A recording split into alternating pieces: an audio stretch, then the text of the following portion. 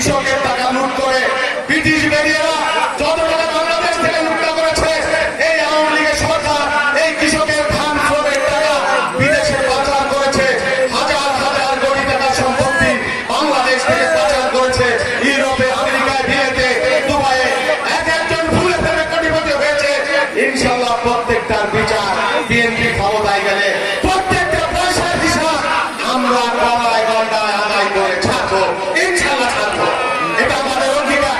শেষে বলি, সময় খুব বেশি নাই, করবেন।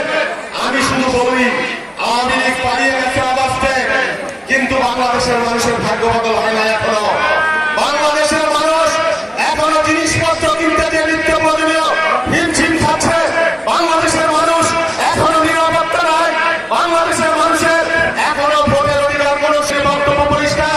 ফ্যাসিবাদের বিরুদ্ধে আমরা লড়াই করেছি, আমরা যুদ্ধ করেছি, আমরা হামলার শিকার হয়েছি, আমরা গুমের শিকার হয়েছি, আমরা রক্ত ঝরিয়েছি, আমরা জেল খেটেছি। আপনাদের এই অনির্বাচিত সরকারকে দীর্ঘকাল ক্ষমতায় রাখবার জন্য নয়, অবিলম্বে ভোটের ব্যবস্থা করেন, অবিলম্বে মানুষের সরকার প্রতিষ্ঠার ব্যবস্থা করেন। না হলে হাসিনার বিরুদ্ধে যেমন রক্ত চক্ষু ভয় পায় নাই, আর আপনাদের ভয় পাওয়ার কোনো কারণ নাই। শেষে বলি, এই আওয়ামী ফ্যাসিবাদ কথায় কথায় দেশ কেড়ে যেতে না, একটা অন্যায় দুর্নীতি লুটপাটের সরকার করেছিল, নির্যাতন নিপীড়নের সরকার করেছিল। আমার নেত্রীকে দেওয়ার জন্য যারা ষড়যন্ত্র করেছিল, তাদেরকে বাংলাদেশের মাটিতে বিচারের কাজ করায় দাঁড় করাতে হবে। অবশ্যই তাদের বিচার বাংলার মাটিতে হতে হবে, এবং এই বিচারের জন্য আপনারা সোচ্চার থাকবেন।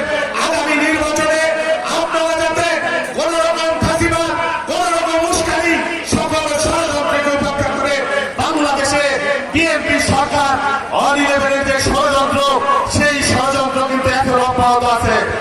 আমরা বলি, বিএনপিকে ভেঙে টুকরো টুকরো করে ফেলা, বিএনপিকে নিঃশেষ করে দেওয়া, বিএনপি যাতে ক্ষমতায় না আসতে পারে সেই জন্য অনিলেভেনে বিএনপিকে মাইনাস করবার ষড়যন্ত্র হয়েছিল। সেই ষড়যন্ত্র এখন অব্যাহত আছে। আপনারা সবাই সচেতন থাকবেন। প্রয়োজনে ডাক আসে, আপনাদের ডাক দিবে, আপনারা প্রয়োজনে আবার রাজপথে প্রতিবাদ করে তুলতে হবে। অধিকার আদায়ের জন্য সেই প্রত্যয় ব্যক্ত করে আপনাদের সবাইকে ধন্যবাদ জানিয়ে আজকের মতো আমি আমার কথা শেষ করলাম। আল্লাহ হাফেজ।